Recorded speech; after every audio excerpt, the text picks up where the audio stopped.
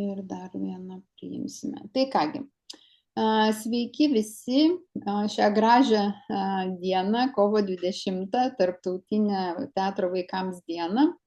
Mes, Asitežas, asociacija, kuri vienyje Lietuvos scenos meno organizacijas, kuriančias vaikam ir jaunimui, organizuojam konferenciją, jau 5-ąją, skirtą mūsų teatro vaikams ir jaunimui įvairiems klausimams. Ir šiandienos konferenciją susitelkiam ties įtraukumo aspektais ir taip pat prieinamumo įvairių galių vaikams, įvairių poreikių vaikams. Ir pristatysiu truputėlį vėliau ir mūsų programą konferencijos ir kalbėsime įvairiais, kaip sakyt, kampais apie šią problematiką ir iš meninės pusės, ir iš vadybinės pusės. Taip kad kviečiam visus dalyvauti ir užduoti klausimus ir Facebook'e, ir čia mūsų Zoom'o susitikime. Tai va, o pirmiausia, tai pakviesiu mūsų Violetą Podolskaitę, prezidentę, mūsų Asitežo ir įkūrėją, ir sielą, ir vedančiąją ugnį. Tai prašom, Violeta. Ačiū. Ačiū. Tai sveikinu jūs, tie, kurie kūrenat tą ugnelę, kurie kūrenat tiek metų Teatrų vaikams ir jaunimui asociacija Asitežas. Ir šiandien aš tikrai esu labai džiugiai nusiteikusi, todėl kad per tiek metų, kai įsikūrė Asitežas, dabar jau einam 25 metus. Tai aš pamenu pačią pradžią, žinau, kaip mes augam, žinau, kaip mes tobulėjam.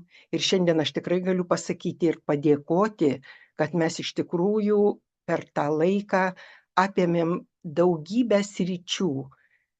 Ir tą mūsų jaunąjį žiūrovą mes galim pakviesti jau nuo 0 + 18, bet dar yra viena erdvė, kur galbūt sunku į tą teatrą patekti, jį galbūt suprasti, galbūt kažkokių ypatingų priemonių reikia, kad tą teatro kalbą mūsų tas žiūrovas suprastų. Tai šiandieną mes ir kalbam apie tai, ir kas brangiausia, mes tą darome. Aš visada prisiminsiu savo pirmuosius žingsnius teatre, kai man teko vaidinti Bebenčiuką, ir tikrai jis buvo toks nuskambėjęs spektaklis, bet ten būdavo, ir Auksinis raktelis, ir kiti spektakliai, kur žiūrovas būdavo kviečiamas nuo 0 iki +18 ir +99 galėjo būti, ir tai būdavo reginys visiems. Aš žinau, kad daug vaikų ir verkdavo, daug kas išeidavo iš salės, kažkam patikdavo, kažkas reaguodavo labai audringai, kažkas kažką ir išsineždavo iš to spektaklio, bet ten būdavo tikslas turbūt kiekybė ir kad tas spektaklis, toks būtų reginys visiems. Bet tas visiems, aš nežinau, ar mes pasiekdavom visus. Ir tai, ką dabar daro asociacija Asitežas nariai, tai, ką daro ir pasaulis, ir mes esam to pasaulio dalimi, tai aš labai vertinu, branginu, nes tai yra labai brangu, nes mes prieinam prie kiekvienos amžiaus grupės vaikų. Ir tai buvo kažkoks uždavinys iš pradžių, kaip pasiekti paauglius, kaip su jais susišnekėti, kaip atrasti tą teatro kalbą ir tą teatro, kad jie pajustų tą teatro pulsą ir suprastų, ką mes norim jiems pasakyti. Buvo svarbu dramaturgija, buvo svarbu aktorių kalba, kaip jie gali užmegzti tą ryšį su paaugliais. Mes turim šituos spektaklius, mūsų Asitežo nariai puikiai tą daro jau dabar. Buvo periodas, kada mes galvojom, čia kaip stebuklas, ką daryti su kūdikiais. Kaip atsirado spektakliai kūdikiams ir kaip čia vaidinti. Ir dabar tai vyksta pas mus. Ir iš tikrųjų aš pati save visą laiką pajuntu tokį, naujus atradimus pati savyje, buvus ir aktorė vaidinusi scenoje vaikams. Aš vis džiaugiuosi, kad mes atrandam tas naujas erdves, o šiandieną mūsų tema ir mūsų tikrai labai brangus dalykas, kad mes jau išaugom iki tokio lygio, galbūt galima pasakyti, kad mes pasiekėm savo žmonės, kurie galbūt sunkiau gali suvokti tą teatrą, jeigu jiems nebus specialiai paruošti tie spektakliai. Ir aš džiaugiuosi, kad mes dabar ir tuos spektaklius jau turim. Ir kad mes tikrai galim pasiekti tą žmogų su negale, kad jis džiaugiasi atvykęs į teatrą ir galim kalbėtis su jais kaip lygus su lygiu. Ir jie supranta ir džiaugiasi tuo teatru. Ir jie pajunta tą teatro šventę. Tai, sakoma, kiekvienam teatras turi būti prieinamas pagal jų supratimą, pagal jų poreikius, pagal jų gebėjimą. Ir man džiugu, kad ne tik teatras yra laisvalaikio praleidimo vieta, kad mes šitą misiją, savo kilnią misiją, iš tikrųjų mes siekiam aprėpti tą visą auditoriją, kuri yra mums labai brangi, kurią mes auginam, kurią mes puoselėjam ir kad galim pasiekti visus, nesvarbu, kur jie gyventų, kaip su projektu Teatras keliauja pas vaikus, mes pasiekėm juos visoje Lietuvoje. O čia mes irgi kūrėm tuos mobilius kamerinius spektaklius, kur galim su kiekvienu jaunu žiūrovu kalbėtis akis į akį, jausti jų sielą, jų širdį ir prisibelsti prie jų. Va tai yra labai brangu ir man atrodo, kad šios dienos konferencija, tą, ką mūsų Asitežo narės ir nariai daro, tai kažkuria dalim galima pasidalinti ir tą patirtim ir tiesiog eiti toliau tą kryptimi, kad mes nebūtumėm atskirti scenoje ir nevaidintumėm patys savo, o kad mes turėtumėm gyvą, jautrę ir kūrybingą širdį, į kurią mes kreipiamės ir su kuria norim turėti gražų dialogą. Ir kad tas jaunas žiūrovas tikrai pajaustų, ką mes sakome ir kad jam padėtų gyvenime galbūt susivokti jo kažkokiose gyvenimo situacijose, nes teatro kalba yra labai galinga ir jinai padeda, ne tik pralinksmina, bet labai dažnai padeda ir gyventi. Taigi dar kartą sveikindama visus ir Asitežo narius, ir žmonės dirbančius su vaikais ir jaunimu, ir ypatingai mūsų jauną žiūrovą su pasaulinė teatrų vaikams ir jaunimui diena kovo 20-ąją, aš linkiu šiandien gražios konferencijos, gražaus pristatymo ir ne tik gražaus, bet naudingo. Ir kad toliau turėtumėm gyvą ryšį. Taip kad su gražia mūsų švente. Ačiū, Violeta, labai dėkoju. Iš tikrųjų, labai svarbus klausimai, ypač šiais laikais mūsų tokiam neramiam pasaulyje ir ypač kai daugelie šalių vaikai ir jaunimas tikrai išgyvena didelį stresą ir nerimą, tai manau, kad teatras, spektakliai ir įvairios, sakykime, meninės edukacijos, manau, iš tikrųjų duoda tam tikro, kaip čia skaityti, ir žemės po kojom, pagrindo po kojom, bet saugumo. Taip, ir saugumo, ir kažkokios tai vilties, ir tikėjimo, kad vis dar esame ir išliksime žmonėmis ir visą tai ir ateities kartom pernešime, kaip sakyti. Tai dar kartą ačiū, Violeta, dėkoju dar kartą prisijungusiems naujiems klausytojams. Prašom, kol kas, kai nekalbate, tai išsijungti garsą. Na, o pagal programą dabar, kaip ir mano pranešimas turėtų sekti. Ir taip sudėliojau programą galvodama nuo tokių bendresnių temų, tada konkrečiau eiti į daugiau, sakykime, atsiprašau, dabar turiu priimti ir sekundėlę dabar.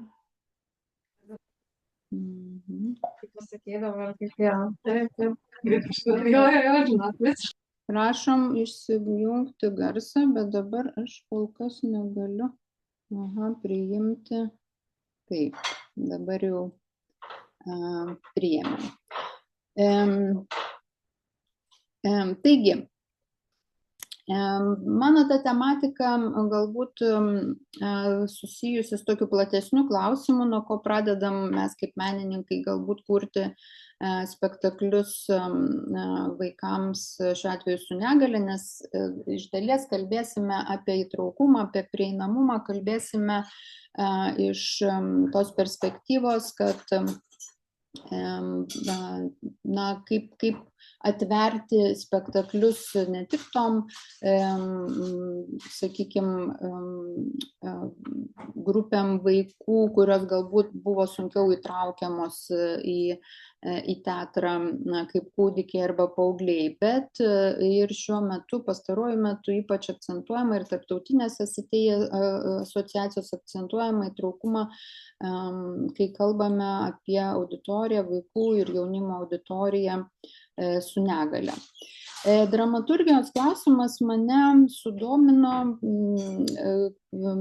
kaip sakyti, dviem būdais, kai pernai buvo iškilęs klausimas būtent Auksinio scenos kryžio apdovanojimuose, kai neliko dramaturgo kategorijos. Ir tada labai daug buvo įvairių klausimų, kodėl, kaip, ar gali būti spektaklis be dramaturgo. Ir kitas įdomus man pasirodė aspektas, kuris paskatino pasidomėti, tai vienos režisierės, kuriančios spektaklius vaikams, mažiems vaikams, pasakymas, kad spektakliai mažiems vaikams, jie neturi dramaturgijos. Tai man tai pasirodė įdomus, kaip čia sakyti, įdomi mintis ir iškilo klausimas, ar tikrai čia ir kaip čia gali būti, kad ar tikrai tos dramaturgijos nėra, ar jinai tai yra tiesiog kažkokia tai, kitokia galbūt. Tai atsiprašau, čia vėl turiu įleisti ir čia, aišku, man sudėtinga, kai įrodau ir negaliu išeiti, dar atsiprašau truputėlį, nes prašosi priimti, o negaliu priimti.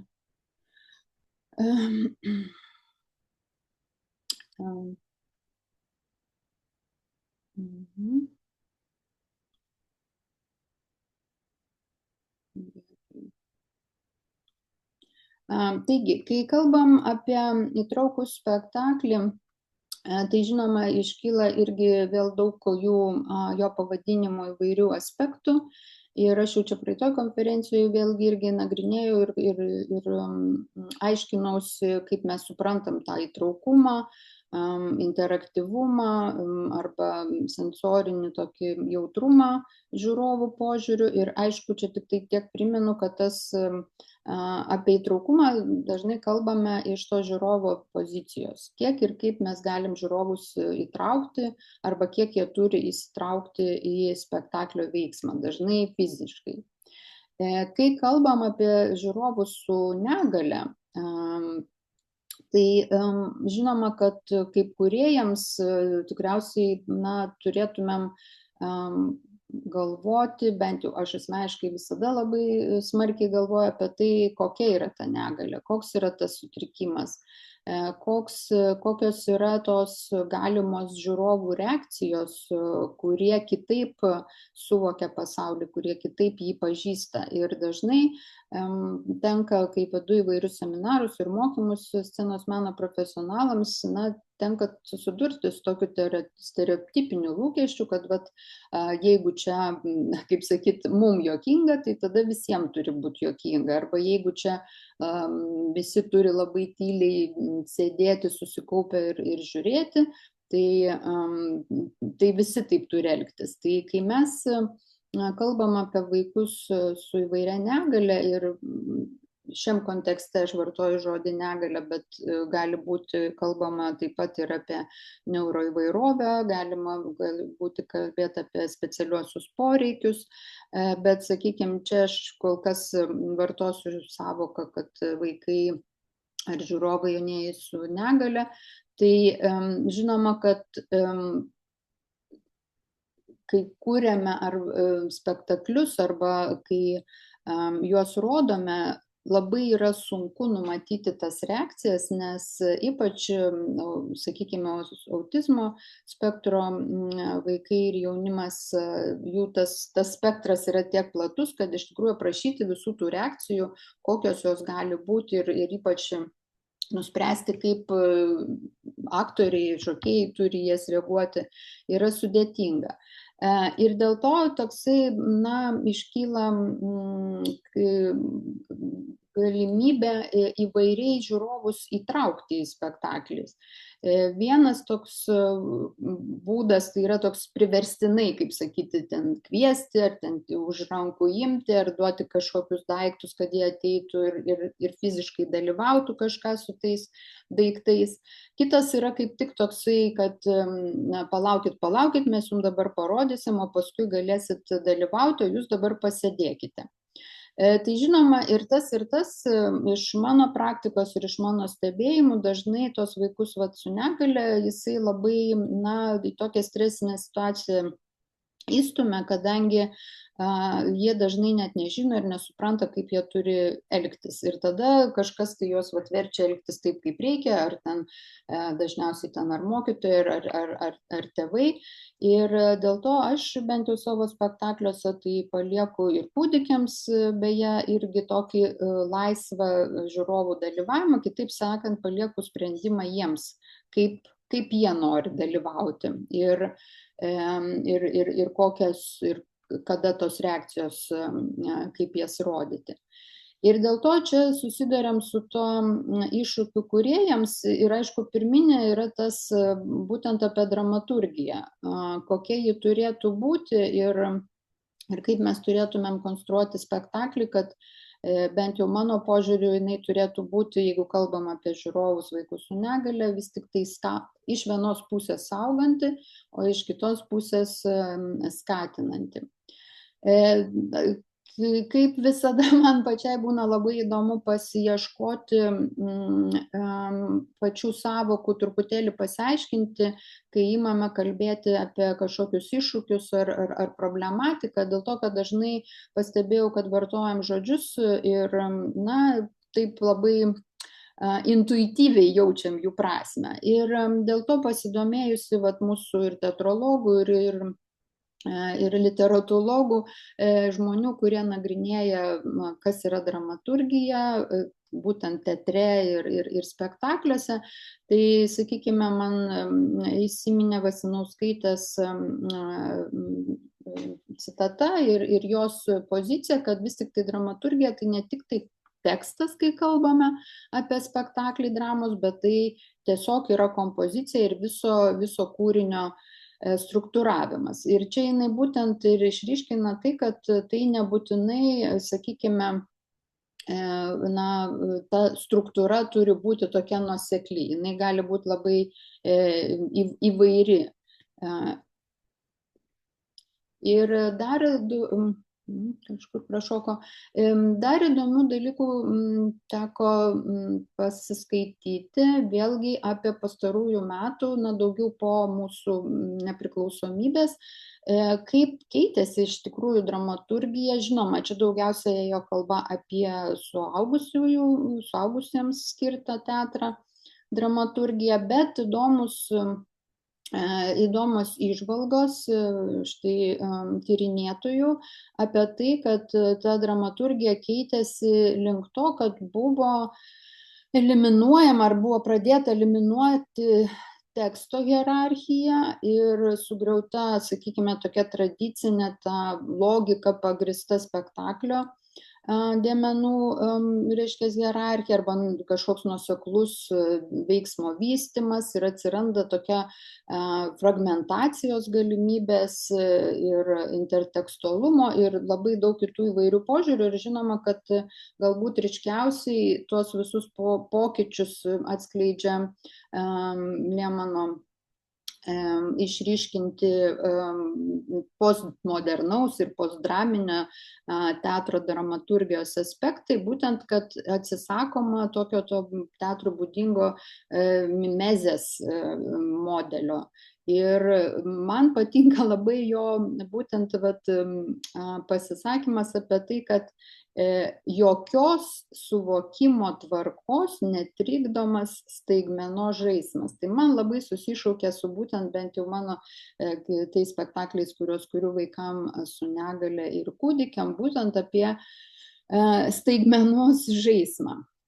Tai va, kai pradėjau domėtis būtent kaip yra analizuojama spektaklių vaikams dramaturgija, tai taip jau, kad labai iš dramaturginio požiūrio būtų nagrinėjama spektakliai, sakykime, teatro kritikų, teatrologų, tai gal tik tai porą radau, kur būtent būtų vartojamas žodis dramaturgija. Šiaip dažniausiai kalbama tiesiog apie siužetą, apie kažkokius režisūrinius sprendimus. Ir dėl to tokio apibendrinto kažkokio tai analizės apie spektaklių vaikams dramaturgiją taip jau neteko rasti, bet žinoma, kad yra išryškinama keletą aspektų ir jie yra irgi susiję su apskritai dramaturgijos pokyčiais. Tai kad jeigu yra pjesės rašytos, sakykime, rašytojų ar ten poetų, jau iš anksčiau jos kaip literatūros kūriniai ir pagal juos statomi spektakliai, tai šalia to jau pastaruoju metu labai daug yra ir kai spektaklio kūrybinės grupė nusprendžia ir rašo pjesę, kaip sakyti, arba visi kartu, arba samdo dramaturgą ir remiasi savo iškeltom idėjom. Na ir žinoma, yra man kaip artima ta sritis, tai šokio arba spektakliai kūdikiams, kur, sakykime, dramaturgija pati tokia ir neturi to teksto, dažnai nėra kažkaip užrašyta, kas ten ir kur turi dėliotis, kokia ta struktūra. Dažnai jinai ir ateina per kūniškumą, per galbūt kažkokius tai vaizdinius. Ir iš savo patirties, bent jau aš, kai dėlioju savo spektaklių vaikams su negale dramaturgiją arba tą būtent struktūrą, kompoziciją viso spektaklio, tai teko tai pastebėti, kad jinai yra, na, aš čia pavadinau taip abstrakti poetinė, tiksliau galbūt, na, be nuoseklaus siužeto, kad tai nėra, kaip sakyti, viena scena į kitą rutuliojasi ir kažkas ten, kaip sakyti, kažką nugali, na, tokiam moraliniu požiūriu. Bet tas siužetas yra, arba jisai yra, na, ne tiek galbūt naratyvinio pobūdžio, bet daugiau kaip žiūrovų įtraukimo pobūdžio, ne, sakykime, kiek aš noriu ir kaip noriu, kad tie žiūrovai įsitrauktų ar neįsitrauktų. Arba, pavyzdžiui, objektų dramaturgija, kokius aš objektus naudoju spektaklyje ir kodėl aš juos būtent naudoju tokius ir kodėl man jie reikalingi būtent tam spektakliui tokie objektai ir apskritai ar jie turi kažkokią tai, kaip sakyti, tą metaforinę prasme ar tiesiog yra skatinantis, sakykime, vaikų kinestetinės reakcijas, kai yra manipuliuojama tais objektais.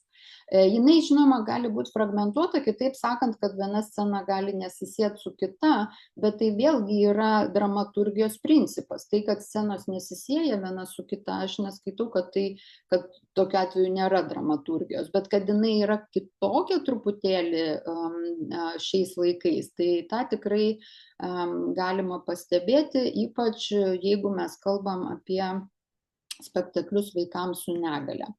Tai čia aš savo pasisakymą ir pabaigsiu ir pakviesiu pratęsti, manau, temą šitą, kaip tik Saulė Degutytė, stalo teatro režisierė ir aktorė ir vadovė, ir papasakoti savo, kaip sakyt, kūrybinius kelius ir iššūkius ir, kaip sakyt, procesus, kuriant vieną iš naujausių savo spektaklių, ką siūlai. Tai prašau tada, Saulė. Tai labą dieną. Tai ačiū, Birutė, labai už gražų pristatymą tokį, šitą pasidalinimą. Aš galiu reflektuoti taip ironiškai, kad vaikų teatro vaikams ir jaunimui srityje nėra nei dramaturgų, nei kompozitorių, nei tuo labiau aktorių. Aš kalbu apie Auksinių kryžius nominacijas. Ta prasme, čia jau reiktų mums kažkaip tai plačiau kažkaip pakalbėti, kad atsirastų jos. Nes labai liūdna, kada kuris visa komanda, o esi tik išskiriamas vienas. Tai aišku ir džiugu, bet kartu ir liūdna. Tai dabar norėčiau pasidalinti šito spektaklio kūrybinę istoriją, kuri galbūt ir įkvėps kitus kūrėjus ar padrąsins. Taip pat noriu labai pakviesti ir neurotipinių vaikų tėvus nepabijoti atvesti savo vaikų į visus spektaklius, kuriuose dalyvauja ir neuroįvairūs vaikai, susipažinti, parodyti jiems vieniems su kitais susitikti ir šitaip draugauti. Tai istorija prasidėjo, galima sakyti, 2000 metais, kai aš dalyvavau spektaklyje, Aurelijos Čeredaitės pastatytame spektaklyje Vaikai smaragdo akimis. Pagal Miros Rotenberg, jinai amerikiečių tokia terapeutė, išleidusi knygą apie jos darbą su autistiškais vaikais. Aišku, tai buvo didelė naujiena, nes mes tarybinių laikų žmonės tai nežinojom iš vis, kad yra, tarkim, kažkokių kitokių žmonių, kurie, aišku, buvo namuose užsidarę ir uždaryti. Ir visai nebuvo tokių susitikimų su jais. Tai labai nustebino, aišku, taip, spektaklis tai buvo apie taip, kaip jinai dirba su tais vaikais. Ir mes pirmą kartą ten susitikom su Sandra Bernotaitė, šio mūsų spektaklio dramaturgė. Bet mes ten buvom kaip aktorės, jinai irgi vaidino, aš irgi vaidinau. Kas labai įstrigo ir iki šiol, tą aš atsimenu, ir kuriant šitą spektaklį taipogi apie tai galvojam, autistiškų tėvų, autistiškų vaikų tėvai, mamos mums dėkojo. Ačiū, sako, jūs atkreipėte į mus dėmesį. Mes ne vienos, mes, sako, iš tikrųjų dideli iššūkiai. Mamoms, aišku, tų vaikų yra įvairiausių, visokiausių, su kuriais gali ir gal ten ramiau pagyventi, o kuriuos visą dieną reikia ir prižiūrėti, ir ten gaudyti, ir žiūrėti. Tai iš tų mamų išgirdom tokį žodį ir būtinai šiame spektaklyje būtinai norėjome, kaip pasakyti, ištiesti tokią tėvams supratimo, kažkokio tokio apkabinimo per spektaklio būdu ranką, kad mes siunčiam jums stiprybės ir mes suprantam, kaip jūs išgyvenate. Aišku, yra labai sunku priimti tai, kai sužinoma, tarkim, ta diagnozė, tas spektras, turbūt kiekvienas čia jau individualiai priima, kiekvienas tėvas ir išgyvena tai. Tai šį klausimą nagrinėdama su Sandra nukeliavom net iš ko susideda žmogus, iš žvaigždžių medžiagos, kad iš tikrųjų mes visi kažkokie esame tik tai maži trupinėliai šitoje didelėje žemėje, o juo labiau visatoje.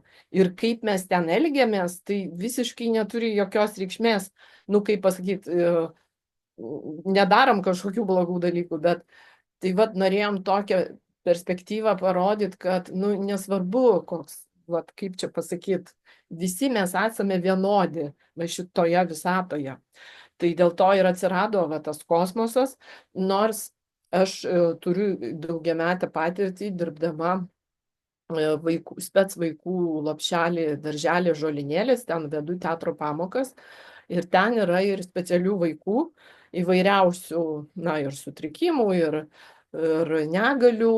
Ir ten aš su jais taipogi esu susitikusi, iš ten esu gavus praktikos ir pastebėjau, kad aišku, kai dideliai grupiai vaikai, tai elgesi vienaip, bet jeigu su jais individualiai dirbi, aš jau po to jau pradėjau sąmoningai jau dirbti su jais, nes iš pradžių dirbdavau kaip ir su visais, bet, kaip pasakyti, gal lėčiau kažką ten, gal daugiau kartų pakartoji, jeigu, va, tarkim, kažkaip nematai tos reakcijos. Ir po to aš jau pradėjau sąmoningai dirbti su jais ir atrodytų, kad vaikas visiškai ateina užsidaręs ir jau nenori su tavim jokio kontakto, bet jeigu tu nenustoji ir tu darai ir įvyksta stebuklas, jis pasiima ten tos dramblius, aš ten tokius dėliojau, ir pradeda dėlioti tuos dramblius. Tai auklėtos irgi buvo tokios visos nustebę, kaip čia taip gali būti. Tai vat tuo ir noriu irgi pasakyti, kad vat irgi galvojom su Sandra, nu, kodėl tie vaikai yra. Jie yra tam, kad mes kažkaip išsigydytumėm nuo savo standartų, nes mes žinom, reikia daryti taip, jeigu taip nedarysi, tai taip negalima. O kodėl? Galima visai. Ir dažniausiai, ypač galbūt senų požiūrių pedagogai dirba taip, kad jiem būtų lengviau. Nu, bet dabar visi turit sėdėti, o dabar turit visi klausyti, o dabar turit tą, o jie nori kitaip. Bet jiems neleidžiama ir įvyksta konfrontacija, įvyksta konfliktai, ginčai ir tada jau teatro pamokai ate. Tai va, tai tą turėdama omenyje, repetuojant su aktoriais, su kolektyvu, va šitą spektaklį, man tokia mintis, kad reikia nulaužti protą. Aišku, gerąją prasme, išsigydyti nuo tų standartų, kaip čia reikia daryti, kaip čia reikia galvot, ypač va dabar Birutė kalbėjo apie dramaturgiją, dažnai mes stebime, va, oi, čia būtinai užuomazga, eina, kažkoks sprogimas ir būtinai turi žiūrovus, ta dramaturgija, va, tas veiksmas turi būtinai kutenti, kad oi, kas čia bus toliau. O mes sakom, vat nulaužkim protą ir specialiai padarykim, kad būtų ramu, lygu ir kad nebūtų jokių ten didelių, žinai, kalnų tų dramaturginių. Ir taikėm įvairius metodus, tarkim, va to kartojimo, kas patinka autistiško spektro vaikams, apskritai vaikams patinka. Bet šiaip šiais laikais vaikai, tai iš tikrųjų, aš sakau, vaikam yra labai sunku, nes pasiūlų įvairiausių, čia žiūrėk tokie žaislai, čia anokie, čia trečiokie. Bet vat, jeigu vat, vaiko paklausk vakare, kokią tu nori pasaką, jis vis norės tą pačią ir tą pačią. Tai vat, tas kartojimas vaikam yra labai svarbu.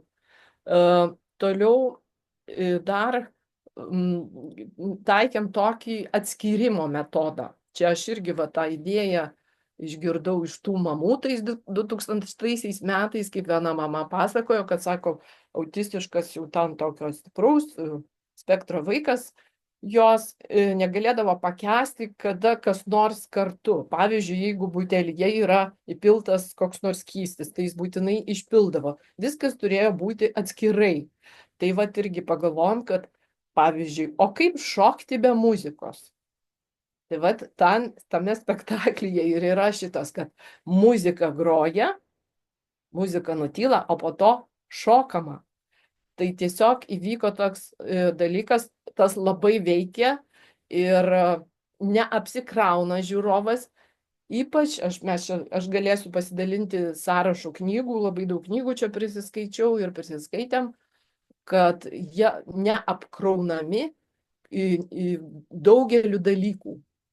Tiesiog šokis ir muzika atskirai, tai jiems yra labai gerai. Va šičia yra mūsų scenografija, nu dabar gal čia nėra to fono teatrinio juodo, bet specialiai padarėm tokį rėmą, kad nebūtų ant žemės kažkokių dalykų, aišku, apsidrausdami, nežinodami, kokie ateis žiūrovai pas mus, nes šiaip tai, kaip, pavyzdžiui, įtraukusis teatras, tai gal nebūtinai, fiziškai ten, įsitraukia, bet, pavyzdžiui, ypač autistiško spektro žiūrovai, kurie galbūt nėra, kaip pasakyti, kitą kartą, kaip mes žinom, nestandartiškai gali elgtis, galim pasakyti, be jokių tenai muštrų, jie sėdi ir žiūri.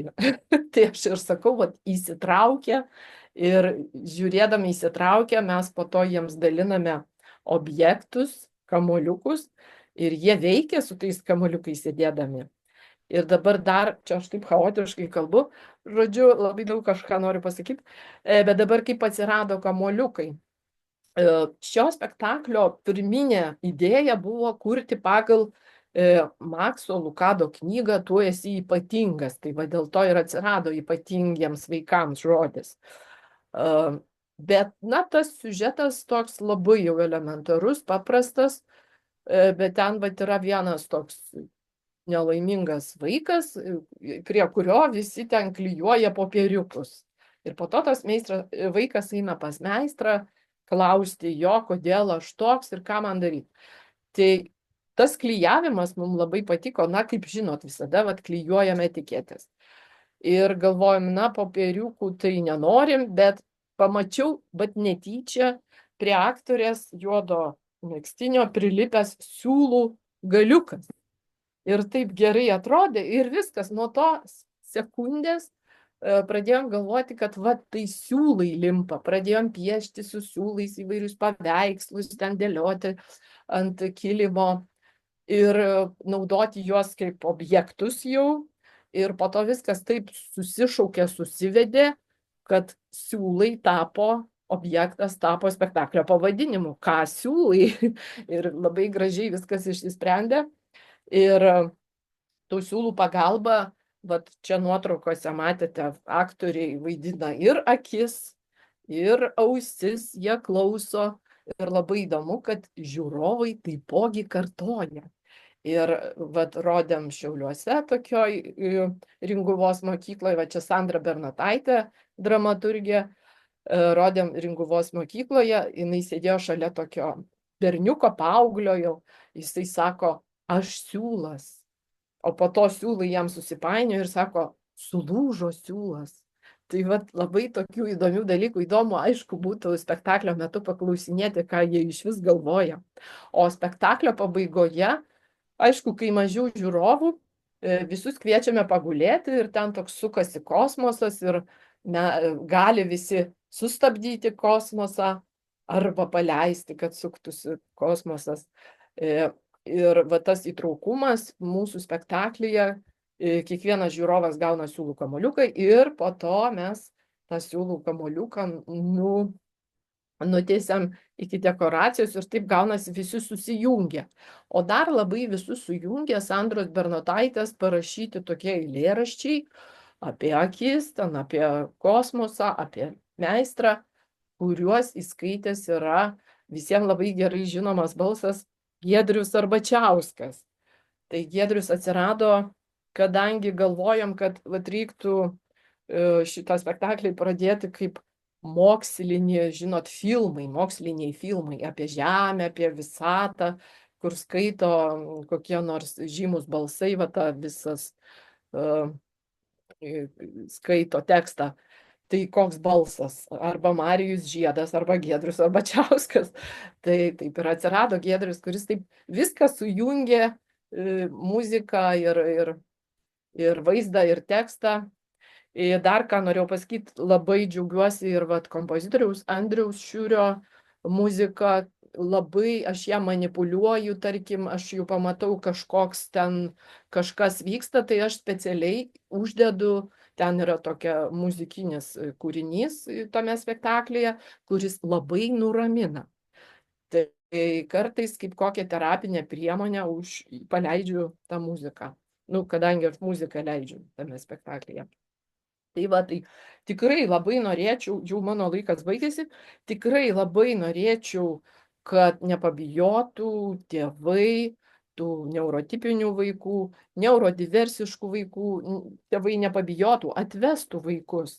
Ir dar buvo tokia istorija, atvedė mama autistišką berniuką, kuris matyt netaip nuvažiavo, kaip pasakyti, ne tuo keliu ir jis baisiai susinervino ir jį turėjo išvesti. Bet mama drąsiai parašė man, ačiū jai, sako, ar galima ateiti dar? Labai labai sakau, prašom, ir jau po to buvo 2 kartus atėję. Tai va, tai žodžiu, ačiū, kad išklausėte ir ačiū Birute, kad va taip vaikų dramaturgiją nagrinėjai, nes tai labai jau nieks beveik apie tai nekalba. Ir linkiu visiems nepabijoti kurti spektaklius neurodiversiškiams vaikams.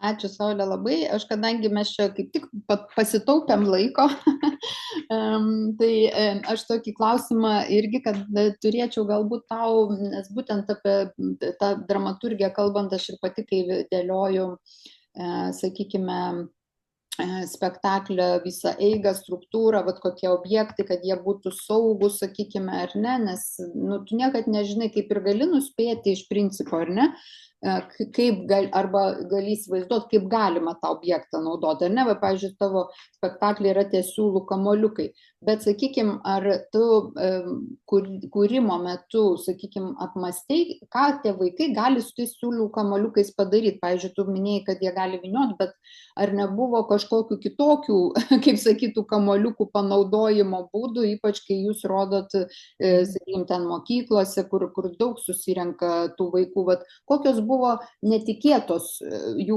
reakcijos į jūsų vat, tos objektus ar į patį spektaklį? Labai džiaugiamės, kad pasirinkom siūlus, juos galima tikrai įvairiai naudot. Daug vaikų mes nepriimam, kadangi iki 30, visą laiką iki 30 vaikų, šiaip turėtų 24 maždaug būt. Tačiau vieną kartą rodėm Utenoj ir viena mergaitė buvo atsiribojus ir jinai tiesiog gyveno savo gyvenimą. Ir čia siūlai taipogi tapo spektaklio ir buvo išvis įtraukus spektaklis, nes jinai siūlus tampė po visą tą salę pirmyn atgal ir gavosi netgi tokia scenografija. Ir aš ten dar Utenoj žiūrėdama sugalvojau, kad reikia dar numegzti tokią palapinę. Na, kaip žinom, kad autistiški vaikai mėgsta kartais pasislėpti. Ir šalia scenos, šalia to rėmo pastatau palapinę. Tai irgi numezgiau. Ir dažnai vaikai sėdi toj palapinėje ir žiūri spektaklį. Kitaip galbūt jiem būtų sunku. Tai siūlai kaip priemonė yra, ir saugi, ir motorikai, galvojama, paimti čia, vyniot. Aišku, paskui jau mes ten po spektaklių narpliojam ten tuos guzus, turim ką veikti. Bet stalo teatre dažnai aš labai esu už tai, kad būtų kažkoks vienas, tipinis kažkoks objektas, gal ne vienas, bet grupė kažkokia stilingai panaši. Tai dažnai, kaip ir, tu paklausai apie objektus, tai pradžioj mes, kai pradėjom kurti šitą spektaklį, galvom, kokie bus objektai. Tai galvojom, gal koks kiauras kamuolys, bet kaip jį panaudot gali kitaip. Gali ir kepurę pasidaryti, ir kibirą tenai, ir sriubą pavalgyti. Gal kokie ten suplyšus šlepetė, tai gal ir gali būti musgaudis ten ir instrumentas ir dar kažkas, bet paskui galvojom dar tokia mintis, kad tie vaikai tai nesugedę, ne kokie prakiurę kamuoliai, tiesiog trupučiuką prieštaravom savo, ir paskui atsirado tie siūlai, bet irgi, kai ieškai ir aišku, matai ir pamačiau tą siūlą prilipusi. Ir vat nuo tos smulkmenos, vat taip viskas taip išaugo. Bet realiai, nes irgi dar, vat, kaip kažkur irgi kalbėjo, man atrodo, anksčiau, kad bet tam spektaklyje tas siūlas yra, nu, tiesiog siūlas, kaip sakyt, turintis daug prasmių, bet jis nėra kažką, kaip čia pasakyti, labai metaforiškai, kad tie vaikai turi kažką įsivaizduoti. Jiems pakanka to, kad jie jaučia tą siūlą ir gali, nu, vat, manipuliuoti su juo, nu, tu prasme, aš kalbu būtent vaikai su autizmu, nes kiti vaikai, aš suprantu, kad jie gali kažką įsivaizduoti. Bet jie ir autistiški vaikai irgi gauna kamoliukus, nors aš dabar neturiu kamoliuko, tai mes rodom aktoriai, kaip žiūri, tai jie irgi dedasi prie, žiūri, klauso, irgi dedasi, valgo, irgi vaidina, kad valgo. Jie viską kartoja, vat kame ir stebėtina, ir mes parodėm, vat Šiaulių, ten Rimguvos mokykloje iš vis žiūrėjo paauglių, labai, nu, ten 30 paauglių, ir mes sakom, pačios netikėjom, kaip mes čia taip drąsiai ir kad taip pavyko. Ir visi tie paaugliai, nu, labai dalyvavo ir žiūrėjo ir vaidino su tais kamoliukais. Ir aišku, veikia skirtingai. Tai va tame ir yra, nu va tas kaip ir objektų teatras. Ir aš visom ir mokytojams sakau, va matot, kokia gera priemonė. Nereikia pirkti ten iš kažkokių brangių parduotuvių tų priemonių. Kitas dalykas, ten buvo nuotraukose toks kaip dušas, mes sakom, dušas.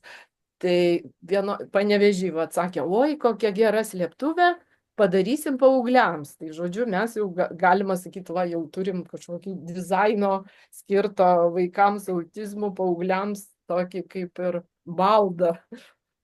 Tai va, ir siūlai man asmeniškai daug ką reiškia, nes pati ir mezgu, ir va tas žodis, ką siūlai, ką mes siūlom kaip visuomenė su tais vaikais daryti. O gal tie vaikai mums kažką gali pasiūlyti, ką mums daryti. Aš ten sąraše įdėsiu sąrašą. Va dabar dedu. Tai ten yra tokia japono knyga, Naoki Higashida, kodėl aš mėgstu šokinėti. Tai jo mama parašė, yra tam tikras komunikavimo būdas, ten pagal ir su raidėm rašo vaikai, tie, va, tarkim, kurie nekalba. Tai jis sako, aš mėgstu šokinėti, nes aš noriu skristi. Tai va, tai visi tokie keisti elgesiai, tai jie turi tokį labai gražų pagrindą dažnai, kurio mes, na, tie tokie, kurie žinom, kaip čia reikia eiti, galim gal ir nesuprast. Pas mus darželį yra toksai berniukas, kur ateidavo pradžioje į teatro pamokas ir visą laiką taip cypdavo. Paskui nustojo jau cypti, o paskui vieną kartą aš jį lydėjau į grupę, nuėjau į grupę, jis man paima už rankos ir veda mane į miegamąjį, kur jie miega, ir rodo ant spintos. O ant spintos buvo dėžutė, iš tos dėžutės aš nuimu tą dėžutę, iš ten tokie gyvūnėliai. Paima gyvūnėlį ir nueina laimingas. Tai supras, kad jis negauna tų gyvūnėlių, neduoda jam. Tai jie puikiausiai gali bendrauti, puikiausiai gali kažko prašyti, tik tai, aišku, reikia mokėti į juos pasižiūrėti ir išklausyti. Labai irgi rekomenduoju, čia sąraše, vat, unikalus žmogus yra Barry Prizant, tokio amerikiečio, parašyta knyga, kurią labai visiems rekomenduoju paskaityti, kurie norėtų irgi va, tai va, pradėti. Tai ten požiūrį iš vis, va, kad autizmas tai yra mano toks būdas, kaip čia pasakyti. Tai yra mano autentika, aš toks esu. Mesgi dabar tolerantiška visuomenė, bet va, kažkaip tai va, dar ne visus galim toleruoti ir priimti kartais. Tai ačiū Saulė, nes kaip tik labai, man atrodo, geras momentas dabar pakviesti Kristiną Maruševičiūtę iš Teatro istorijų. ir pratęsti, man atrodo, tavo tą temą apie ypatingus žmonės, būtent vaikus su autizmo spektru ir nes Kristinos irgi tikriausiai paskutinis spektaklis, ar ne, naujausias, yra būtent apie tokius vaikus. Taip, ir būtent pati istorija, dramaturgija yra apie tokius vaikus. Tai vat, Kristina, tada ir kviečiam pasidalinti savo spektaklio Galaktikos, vat, irgi to ir kūrybiniu procesu, ir idėjom susijusiom su juo. Ačiū labai. Tai labai buvo ir už pranešimus, ir kad kuriat įvairiems vaikams. Dabar sunku taip iššokti iškart į savo pranešimą, nes dar mąstau apie tai, ką jūs pasakėte, papasakojate, pasidalinote. Tai gali kaip pareflektuoti, jeigu tas padės pereiti. Tai mes su savo spektakliu esame pasirinkę šiek tiek kitokį kampą, bet tikslas tas pats. Tikslas informuoti visuomenę, daryti ją tolerantiškesnę ir padėti neuro įvairius žmonės suvokti tiesiog, kaip Saulė sakė, kaip autentiškus, nesiskirstyti į negalias ar galias, o esam visi tokie, kokie esam ir esam įvairūs.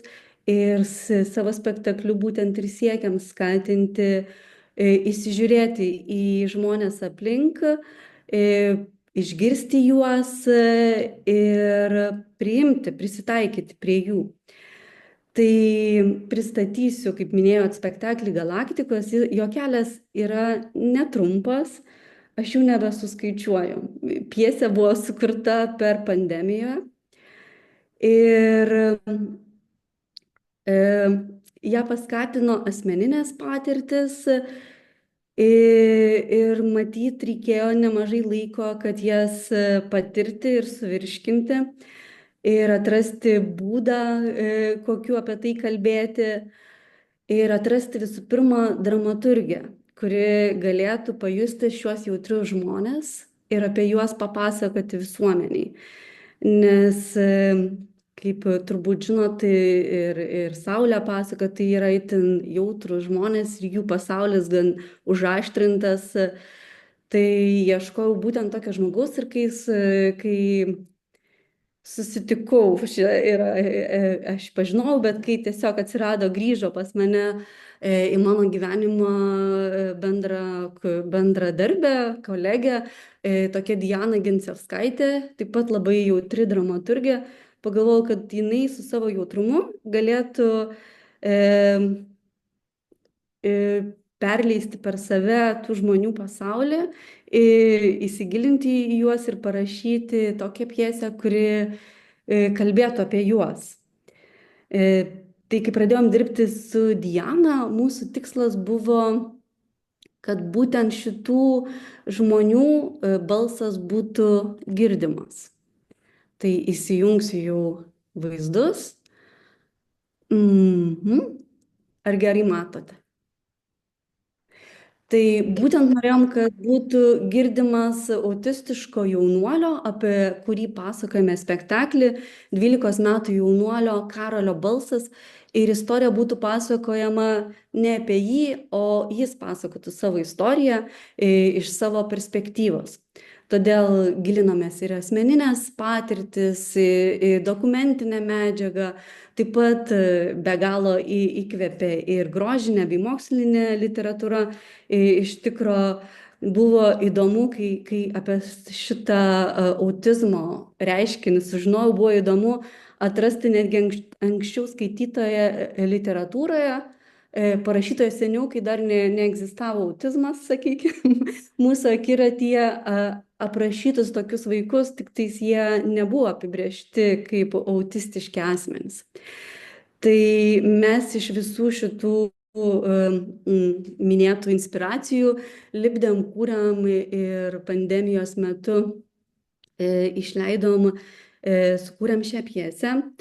O vėliau su režisierė Jūratė Trimakaitė ir scenografė Medilė Šiaulytytė ieškojom meninės kalbos, kuria taip pat siekiam to tikslo, kad žiūrovas, mūsų tikslinė auditorija, tai yra jaunuoliai nuo 10 iki 16 metų, jie pamatytų pasaulį Karolio akimis, pabūtų jo kailyje, pamatytų tai, kaip jis jaučia pasaulį, kaip jis girdi pasaulį, kaip jis užuodžia pasaulį visais savo jautriais sensoriniais pojūčiais ir savo autentišką asmenybę.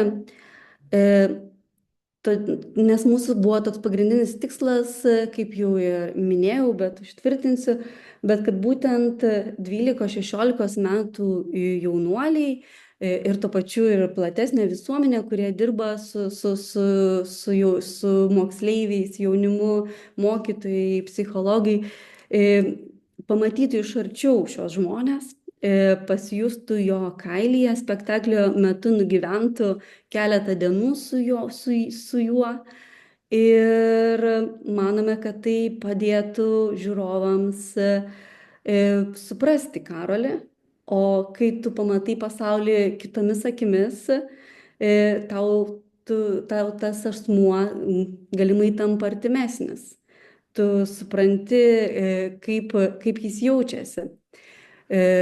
Kas domisi autizmu, be abejo žino, kad šie žmonės turi sunkumų su socialiniu jausmu, jiems sunku suprasti žmonių ketinimus, dėl to sunku megzti neurotipiškiams asmenims įprastus ryšius, draugystės.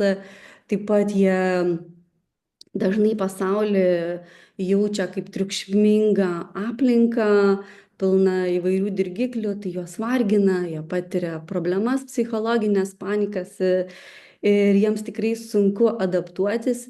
Ir vienas iš pasiūlymų iš mokslininkų yra tai, kad iš tikrųjų visuomenė turėtų žengti žingsnį link jų ir suprasti, kokios aplinkos jiems reikia ir mes turėtumėm adaptuotis prie jų. Ir tai padėtumėm tiek savo, tiek jiems.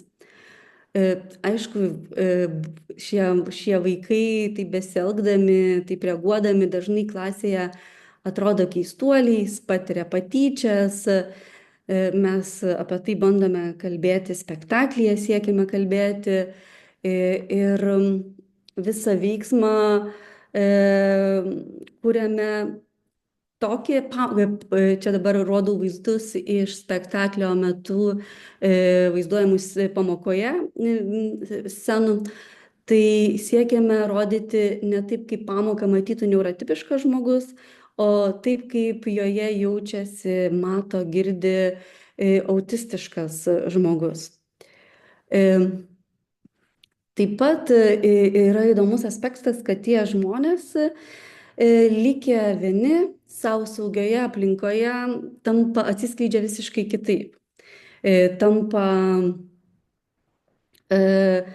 atsipalaidavę labiau, neturi įvairiausių sunkumų psichologinių, o gali skirti laiką savo ypatingiams interesams, kur dažniausiai pabėga nuo vienatvės, tai domėtis jiems įdomiomis sritimis. Tai mūsų spektaklyje Karolis domisi kosmosu, yra sukaupęs nemažai žinių apie jį ir jeigu paslapčia pastebėtumėm jį toje saugioje aplinkoje, nepamatytumėm jokio didelio skirtumo nuo neurotipinių vaikų, galbūt labiau susižavėtumėm jų sukaupta informacija ar galiomis, jų stiprybėmis.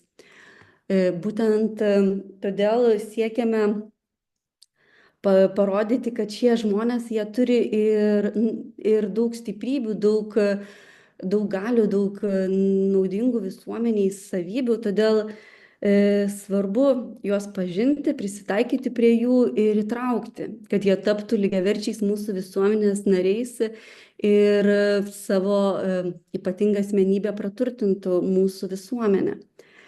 Taip pat turime ir metaforinę liniją. Spektaklyje Karolis yra tarsi ateivis iš kitos galaktikos savo klasėje tarp bendraklasių. Bet būdamas savo kambaryje, tyrinėdamas, rinkdamas informaciją apie jam įdomų kosmosą, kitas galaktikas, jis tarsi ieško savo artimų žmonių, savo neurogenties, su kuriais galėtų jaustis gerai, būti priimtas, nes manoma, kad yra klaidinga nuomonė, kad autistiškiems žmonėms nereikia draugų. Jiem taip pat gali būti ir toks paradoksalus dalykas, jie gali kentėti dėl to, kad neturi draugo, nėra priimti, bet ir tuo pačiu neturėti to socialinio jausmo, kaip susirasti savo draugus. Tai taip pat be Karolio istorijos pasakojame ir autistiškus vaikus auginančių šeimų istoriją. Nes, kaip minėjo ir anksčiau, pranešime Saulė, dažnai autistiškus vaikus turinčios šeimos jaučiasi paliktos vienos, negaunančios pakankamai paslaugų, pagalbos iš sakykime, poliklinikos, psichologų. Ir kaip viena mama tokia įsireiškė, mes jaučiamės taip, tarsi turėtumėm tapti per dieną psichologais, mokytojais, gydytojais savo vaikui, nes tokių paslaugų negauname savo šalyje. O čia šio spektaklio visa kūrybinė komanda, kuri ieškojo ir kartu garsų, vaizdų, šviesų, kurios padėtų atskleisti Karolio pasaulį ir pakviesti žiūrovus tarsi į ekspediciją artimiau susipažinti su kitokio žmogaus šalia mūsų planeta. Tai ačiū, Kristina. Jeigu tu dabar jau baigtum dalintis, tada mes visus pamatytumėm. Kadangi vėlgi pasitaupėm laiko, tai galbūt kažkas iš čia esančių norėtų Kristinai užduoti jau dabar klausimą, ar tiesiog pasidalinti kažkokiam savo mintim ar įžvalgom.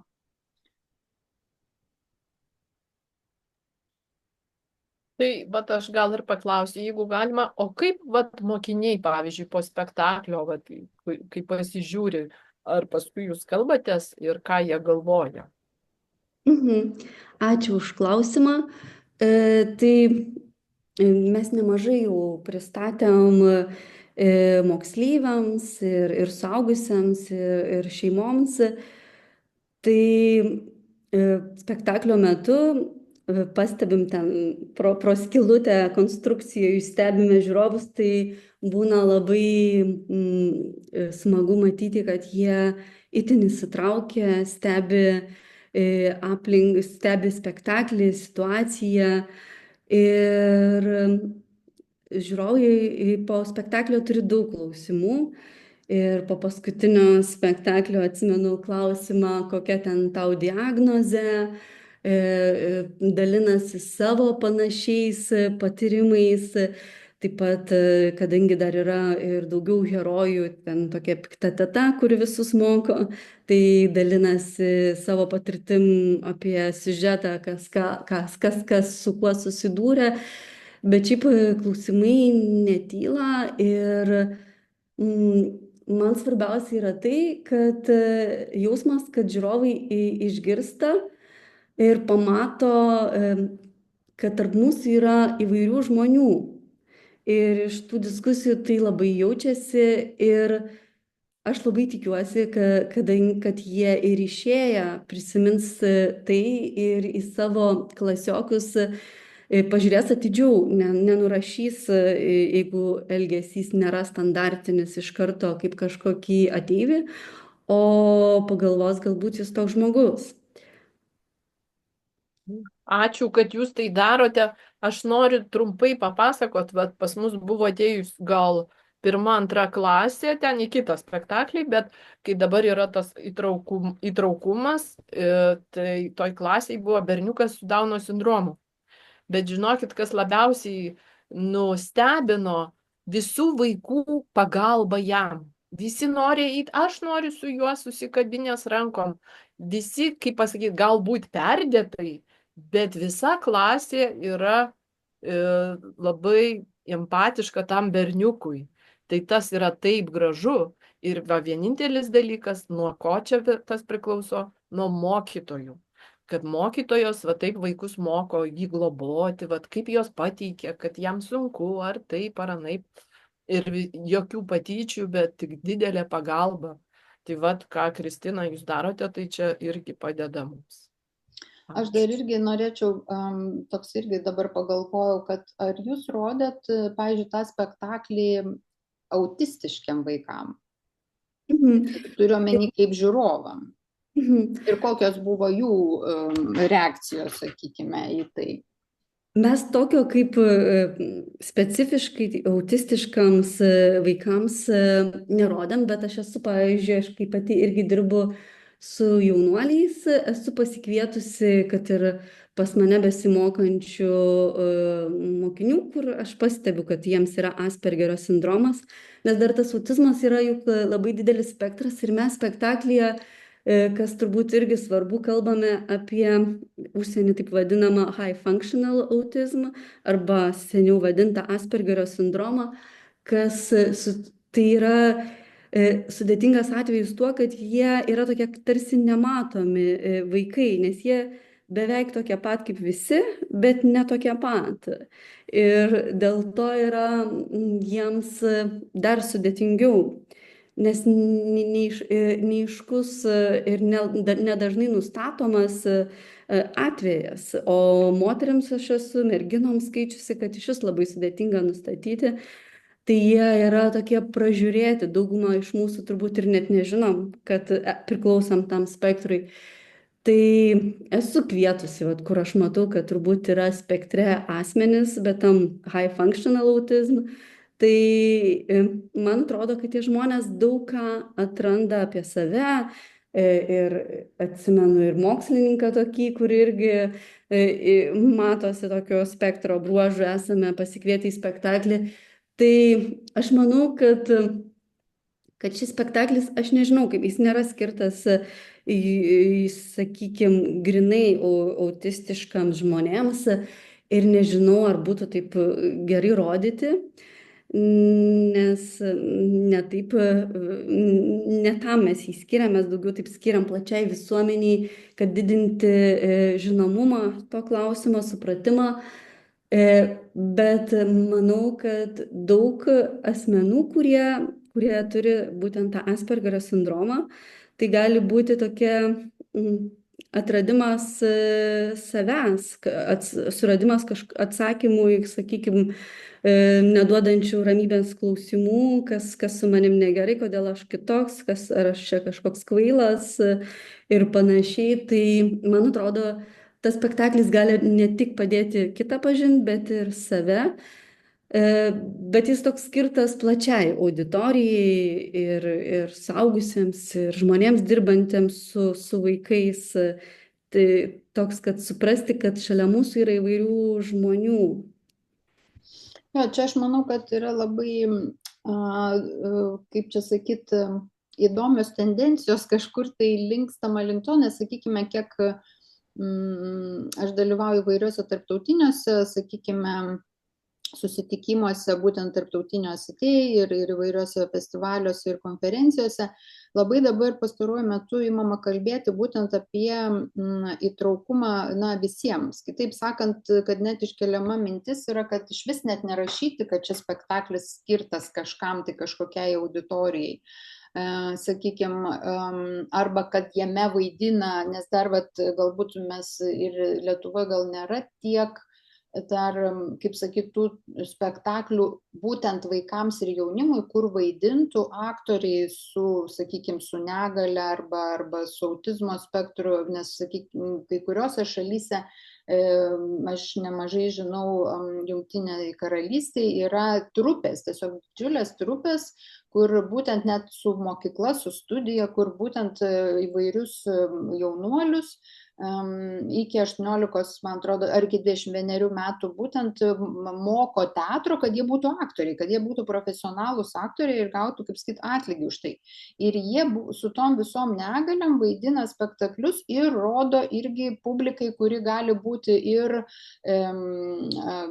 neurotipinė, ir su negale. Tai va tas link to einama, kad kad nebereikėtų rašyti, kaip sakytų, specifiškumų, kad mes tikrai tiek visi apsijungtumėm, kad nebebūtų jau tiek, kaip čia sakyt, svarbu, ar tokia tavo negalia, ar tokia, ir kad mes visi žinotumėm, arba bent jau suprastumėm, kad yra įvairios reakcijų formos, yra įvairūs būdai ir jie kartais, nėra tas vadinamas toks sąmoningas destrukcinis elgesys, bet tiesiog iš to tokios vidinės autentikos.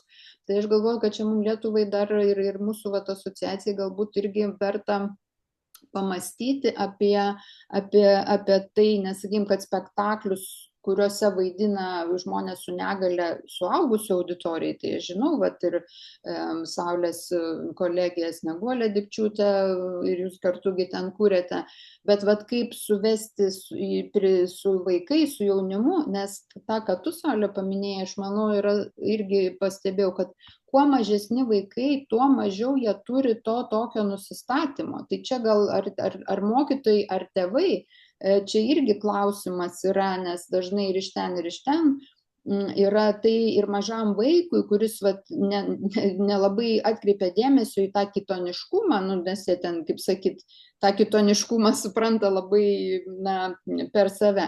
Bet kai jau ateina ir ką Kristina orientavosi į tą paauglių auditoriją, tai ten iš vis iškyla kiti būtent klausimai dėl to, kad paaugliai patys savaime jau labai yra nepakantus, ar ne, nesvarbu, ar jie tenai su negale ar be.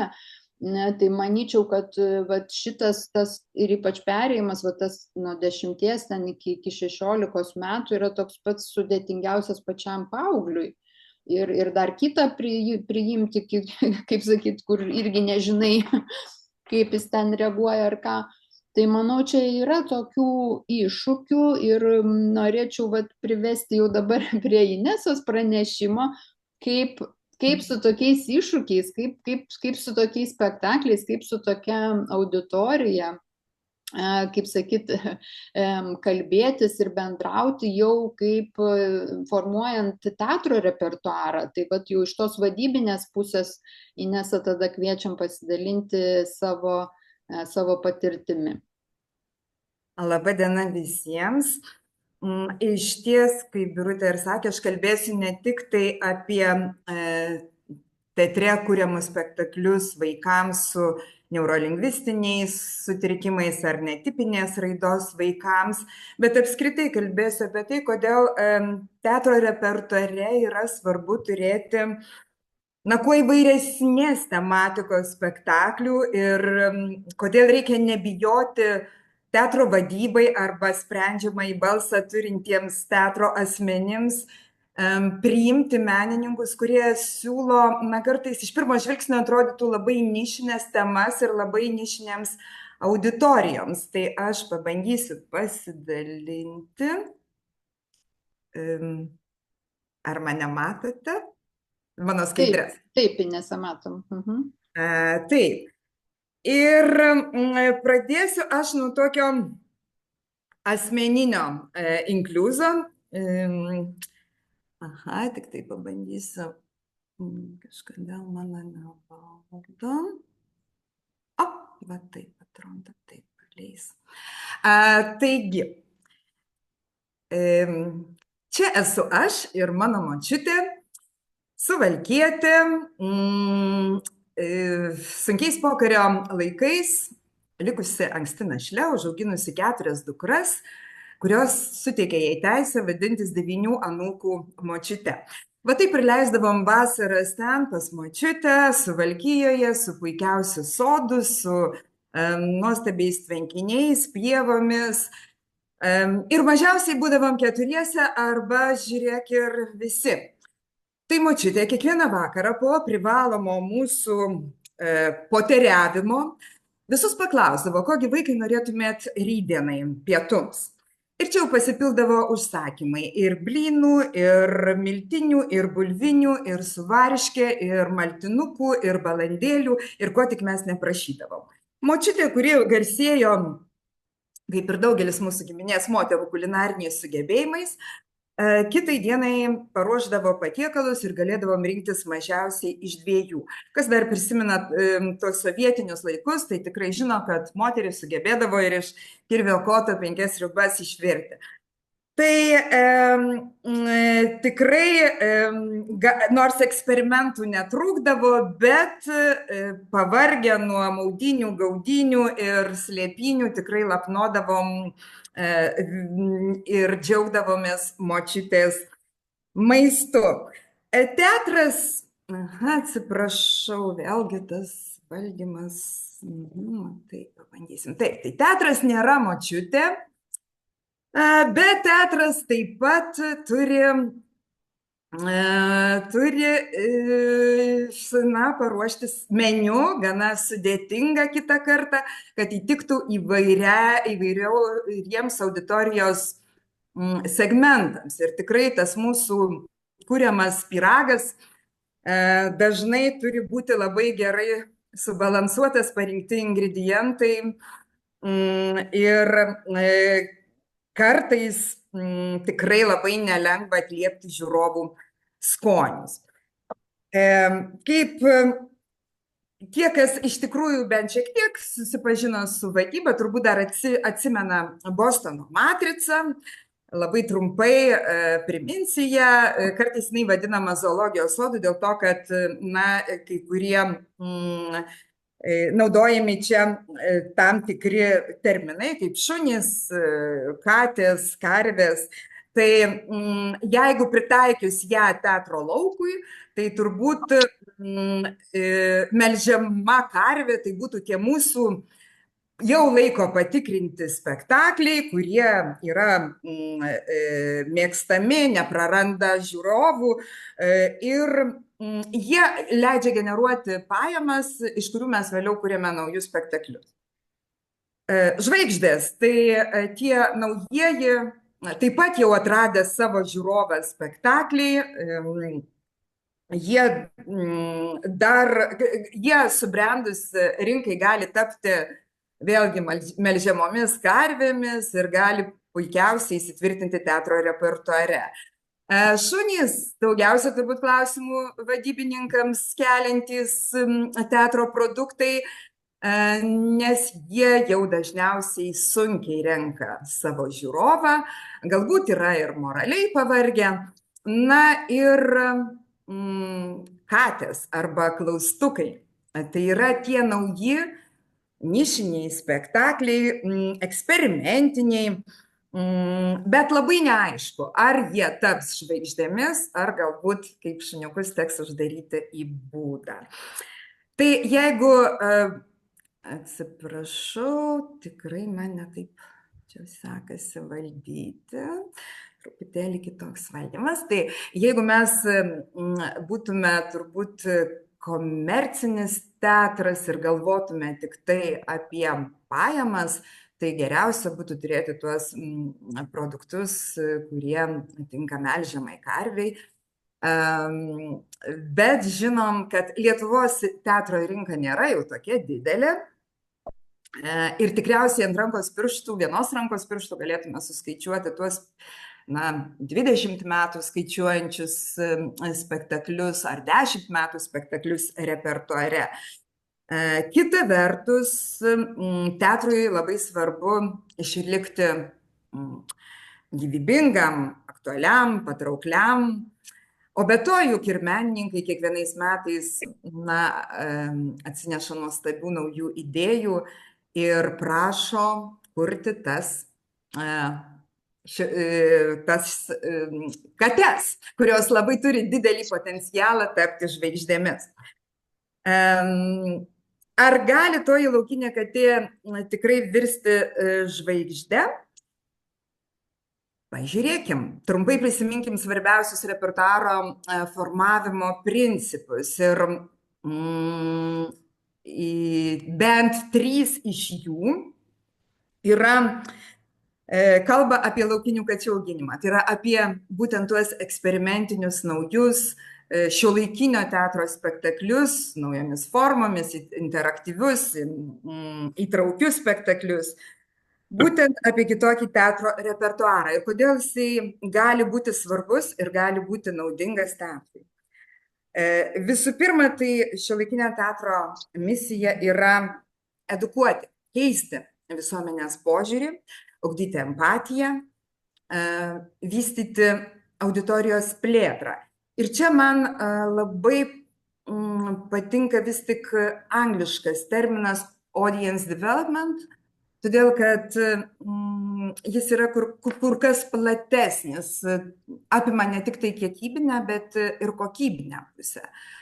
Mes labai dažnai auditorijos plėtras, ypač vadybininkai, skaičiuoja, kiekgi žiūrovų apsilankė spektaklyje, kiek jis sugeneravo pajamų, tačiau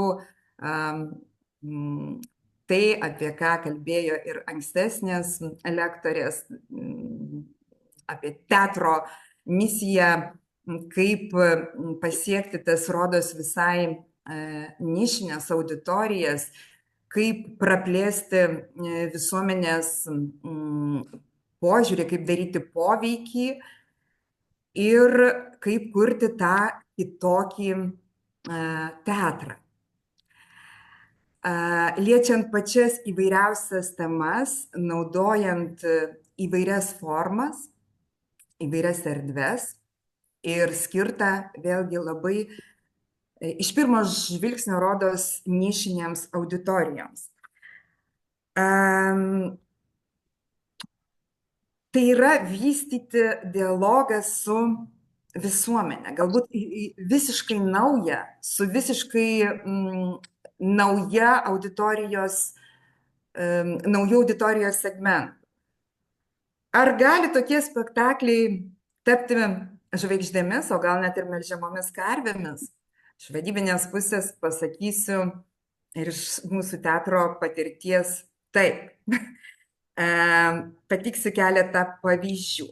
2015 metai mūsų teatras sugalvoja, kad reikėtų į savo repertuarą įtraukti formo teatro spektaklį, sukurtą pagal formo teatro principus. Surengėme seminarą, pasikviečiame šio formo teatro žinovus ir sukūrėme spektaklį PX prieš kryžkelę. Spektaklis skirtas paaugliams, nagrinėja tokias aktualias paaugliams temas kaip patyčios, priklausomybė nuo alkoholio, smurtas artimoje aplinkoje. Dar daugiau, tai forumo teatras yra be galo įtraukus formatas ir mes randame raktą į paauglių širdis. Būtent šiame spektaklyje, kuomet dažnai mokytojai lydintys atsiliepia apie kai kuriuos paauglius kaip apie pačius didžiausius neklauždas, būtent jie ir yra dažniausiai ta spektaklio aktyvioji dalis, kuri veržiasi į sceną, kuri labai noriai dalyvauja, siūlo įvairių problemų sprendimus ir tarsi, taip formuoja net ir kitų savo klasiokų, vėlgi taip juos įtraukia į kitas veiklas. Šio spektaklio formatas yra be galo mobilus, taigi mes galime kuo puikiausiai keliauti į mokyklas, į įvairių bendruomenių, kultūros centrų, kad ir mažiausius centrus. Ir dar vienas pliusas yra labai lengvai keičiamas aktorių sąstatas, tikrai nesudėtingai. Ir tai leidžia spręsti vėlgi ir aktorių užimtumo problemą. Jeigu kažkurie aktoriai dalyvauja naujai kuriamame spektaklyje, tikrai nesudėtinga įvesti naujus. Taigi spektaklis yra vaidinamas 10 metų, buvo suvaidinta beveik 400 spektaklių, bendradarbiavimą su įvairiausiamis organizacijomis, su įvairiausiamis labdaros organizacijomis, įvairiomis programomis, tokiamis kaip Tūkstantmečio mokyklų įtraukiojo ugdymo programa.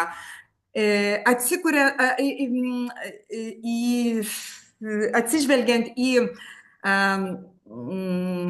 aktualumą, yra labai vėlgi nesudėtingai kuriamos naujos situacijos. Ir gvildenančios jau kitas problemas. Ir buvo vėlgi sukurti spektakliai liečiantys tokias temas kaip lyderystė, savivertė, socialinė atskirtis, priklausomybė nuo kvaišalų, tolerancijos tema ir kitos. Net praeitais metais buvo sukurtas spektaklis Kitoks, būtent taip pat pagal Forumo teatro principus, spektaklis, kuris kalba apie problemas, su kuriomis susiduria vaikai, turintys neurolingvistinius sutrikimus, taip pat į tokius vaikus auginančios šeimos bei ugdantys pedagogai. Ir šis spektaklis vėlgi tai yra naujas dialogas su naujomis auditorijomis. Spektaklis keliavo ir pasiekė tokias auditorijas kaip Nacionalinio švietimo agentūros konferencijos dalyviai ar visiškai mažutė mokyklėlė Klaipėdos rajone. Taigi, Laukinė katė tapo žvaigždė, o gal net ir melžiama karvė. Dar vienas pavyzdys, spektaklis Scene. Kai buvo kalbama apie jo kūrimą, susitikau su jo autorė ir režisierė Andra Kavaliauskaitė.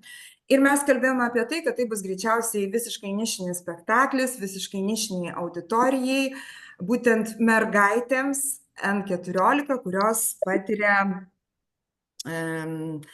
valgymo sutrikimus, kurios turi tokias ligas kaip bulimija, anoreksija. Ir kasgi nutiko su šiuo spektakliu?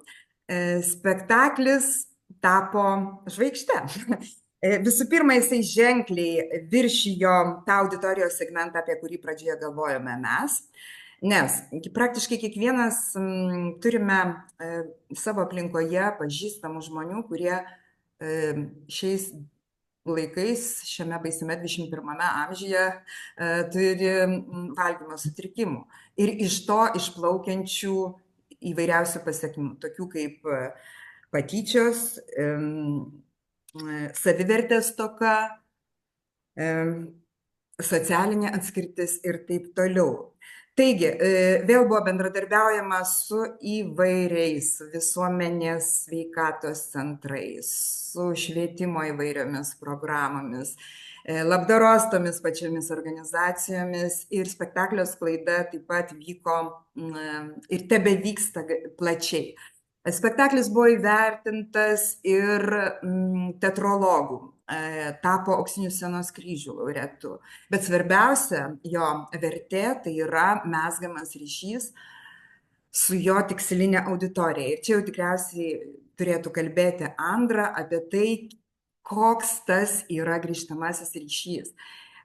Jeigu atspausdintume visas žinutes, visus laiškus, kuriuos gavo Andra, tai ko gero būtų ne vienas kilogramas atvirumo. Čia yra tik tai keletas laiškų, kuriais ji jau pati dalinosi. Ir žinot, teatras tikrai nebūtinai turi spręsti tą problemą, bet jis gali parodyti, kad tu esi toks kitoks, ne vienas, kad tokių yra aplinkui daug, gali ugdyti empatiją tiems tarsi kitokiems, taip pat gali nušviesti, kurgi gali tas žmogus kreiptis. Kad yra daugybė specialistų galinčių padėti. Taip, mūsų teatro repertuare atsirado spektaklis Jokė.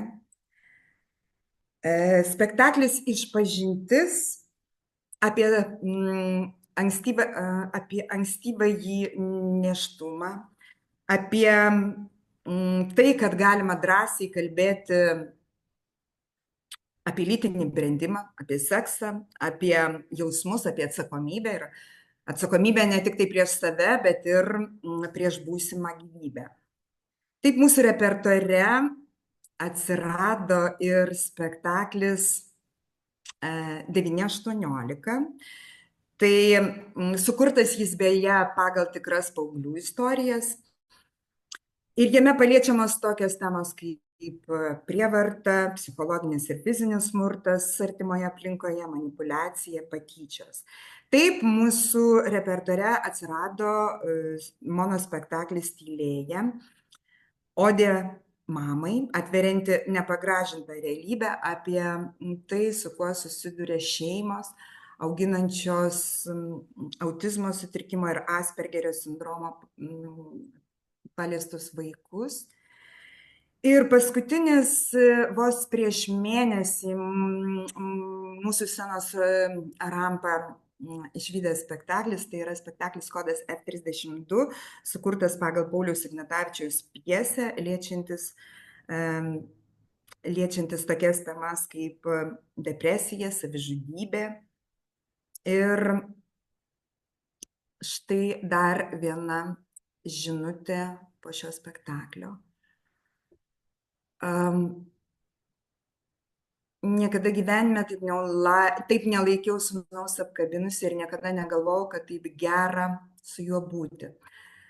Kad supratau, kad esu jam labai reikalinga ir kad niekas jo nemylės taip kaip aš. Atsirado noras gyventi ir pagaliau gyju be vaistų pagalbos. Taip, tikrai ne kiekvienas spektaklis gali tapti žvaigžde, ne kiekvienas spektaklis ir mūsų repertuare gyvena ilgai ir laimingai. Žinoma, kad yra ir tokių, kuriuos, kaip ir minėjau, kartais tenka jau išimti iš repertuaro arba jiems ieškoti įvairiausių kelių, kaipgi pasiekti tą žiūrovą, kuris jiems galėtų būti aktualus. Žinoma, kad ir net ir mano geroji močiutė ne kiekvieną kartą patenkindavo mūsų prašymą ir pagamindavo tuos patiekalus, kurių mes norim. Bet ne visada ir mūsų požiūriai su močiutė sutampa. Bet štai dabar prieš jūs amerikiečio Routledge įvardintos vertybės.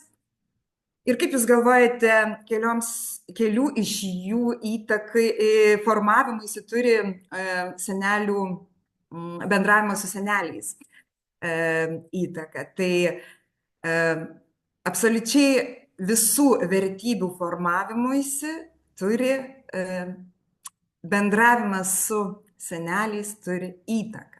Aš labai tikiu, kad ir teatras turi daugybę šių vertybių formavimuisi turi įtaką.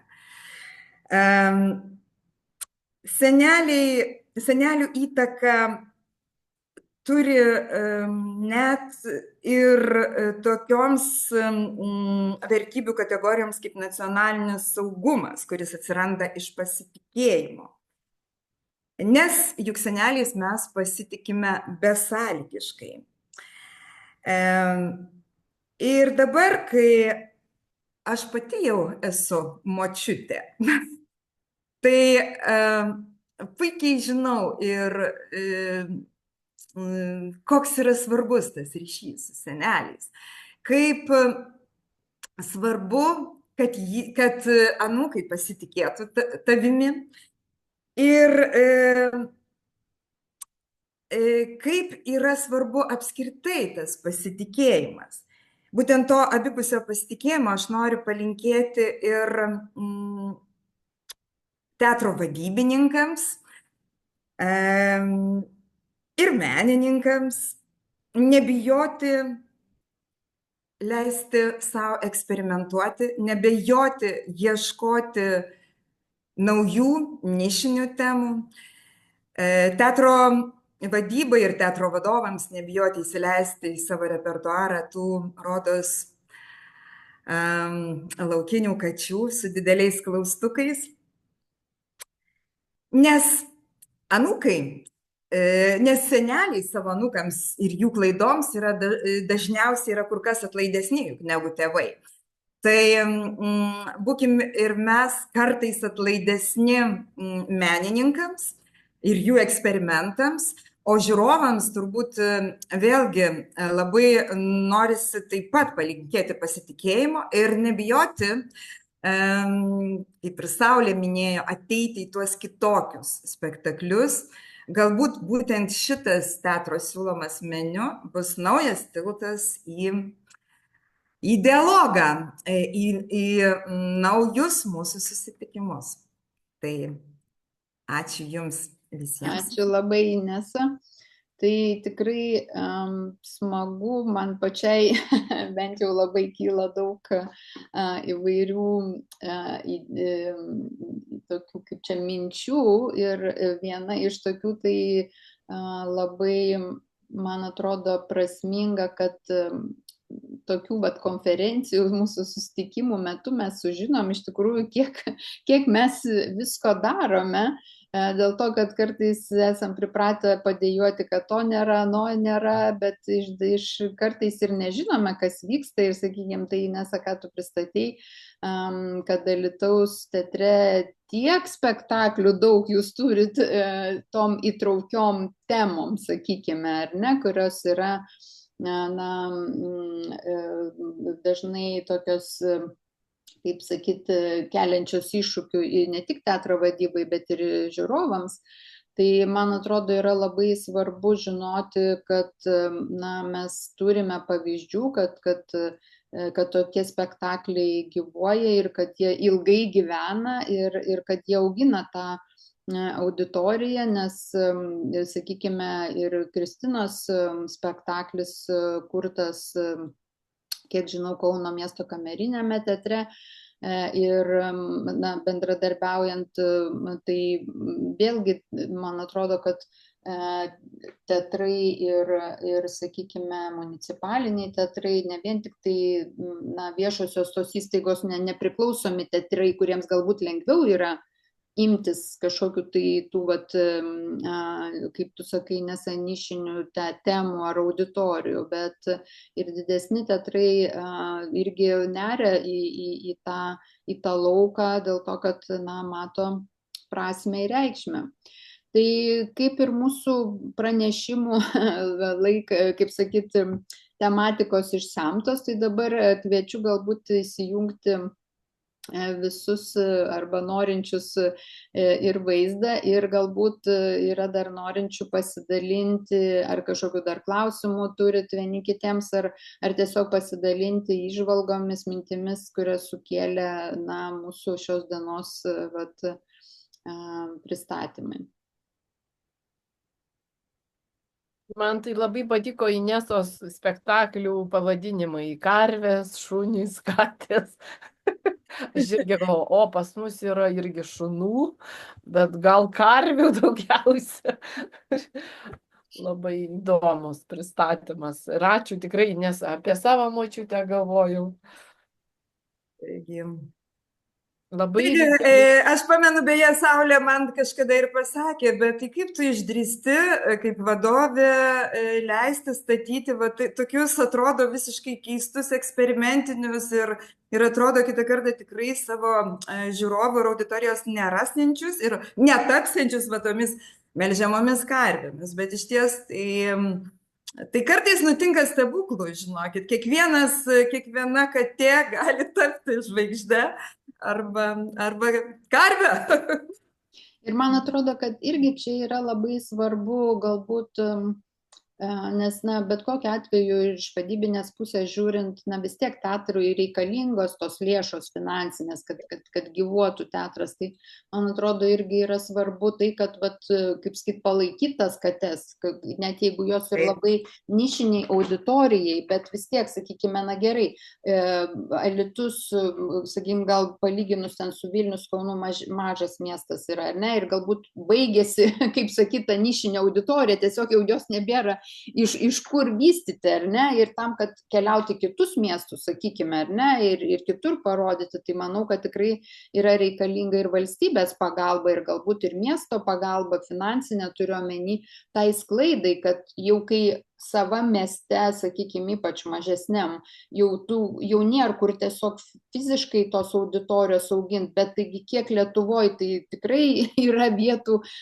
kur ir visur yra tų ir vaikų, ir jaunuolių, ir šiaip suaugusių žmonių, kuriem tokios temos yra svarbios pamatyti ir pajusti tą bendrumą. Tai aš manau, kad čia irgi reikėtų mum galbūt kaip Asitežui irgi plačiau pakalbėti apie tai, kad mes turim tų tokių spektaklių ir kad juos verta yra finansuoti, net jeigu jų tos auditorijos yra ir labai mažos, kaip ir mes, sakykime, į spektaklį, kurį sukūrėm akliem vaikam, kuris tinkamas irgi ir su neuroįvairovė, ir neautizmu, ir Downu, su bet kokia negalia. Tai, sakykime, mes priimam tik 6 vaikus, ir plus dar suaugę, dėl to, kad mūsų spektaklis truputėlį yra kitokio formato, jis yra interaktyvus, tai vaikai gali sudalyvauti tam veiksme, tai tiesiog nėra kaip daugiau jų priimti. Tai žinoma, kad toks spektaklis iš vadybinės pusės, tai jisai niekada netaps jokia karvė ten, ir nors yra labai didelė žvaigždė ir apkeliavom, nežinau, jau ten N pasaulio šalių, bet čia Lietuvoje, kad jį rodyt, kad kažkaip tai, vis tiek aktoriam, šokėjam, tai jie profesionalai, jie turi gauti atlygį už savo veiklą. Tai šitas kartais, reikalingas supratimas ir iš būtent tų sprendimo priėmėjų, kad tokius spektaklius su maža auditorija, su nišiniam temam, bet yra labai svarbu remti, finansuoti. Taip, ir aš galvoju, kad netgi ir kad tik mūsų šita konferencija netaptų tik tai pasikalbėjimu, bet galbūt iš tikrųjų galėtume ir tam tikrus pasiūlymus sugalvoti tam tikriems sprendimų priėmėjams.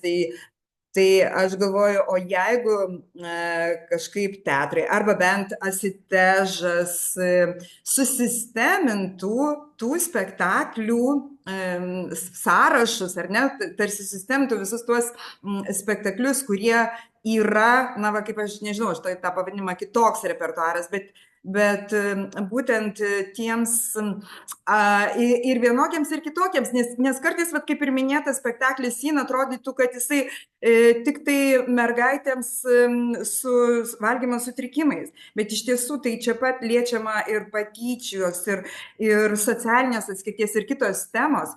Ir jeigu mes galbūt parengtume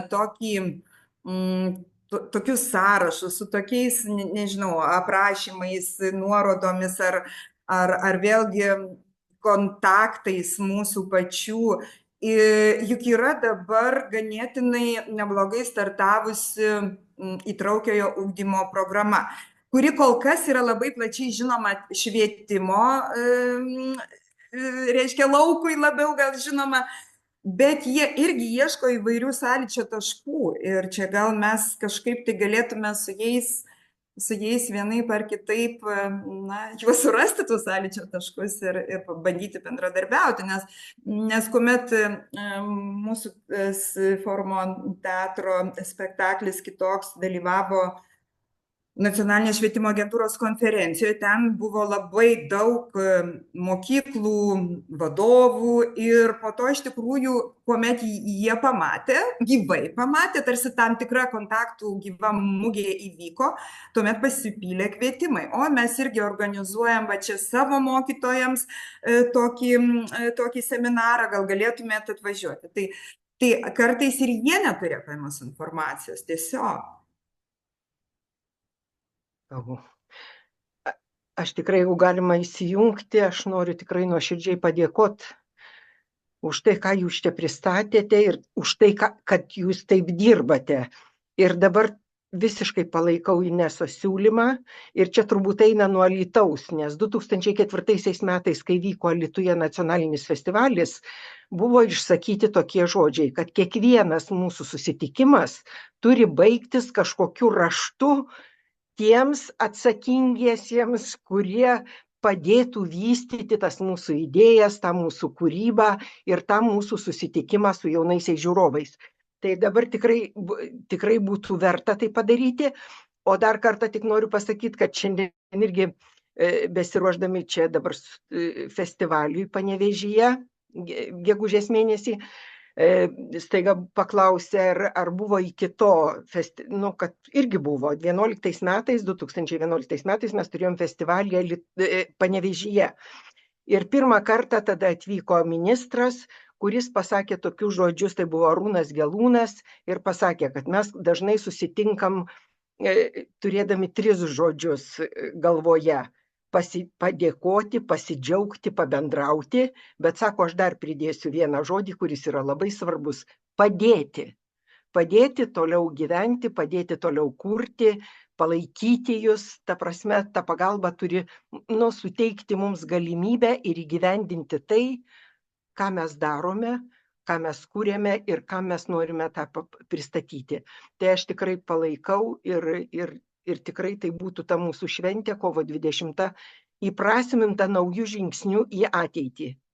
Kad mes per 25 metus tokią erdvę savo kūrėm ir toliau atidarom tas naujas nišas, jų gal dar atsiras, dar daugiau, bet visada tai turi būti paremta, kad galėtumėm tą ir pristatyti, ne tik, ta prasme, savo tyliai ramiai kažkaip dirbti ir bandyti iš to išgyventi.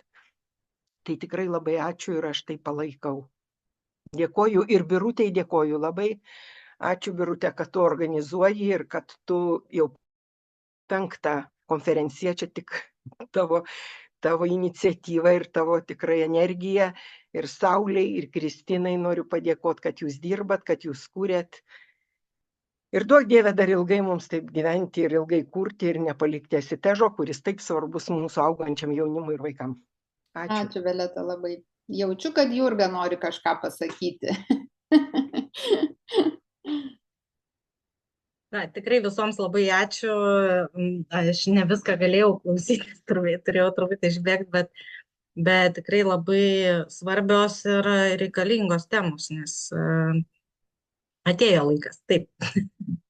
Atėjo laikas ir turim galvoti apie tai. Mes, aišku, mūsų teatras labiau dirba su suaugusiais, įtraukdami juos į kūrybą, su skirtingom negaliom.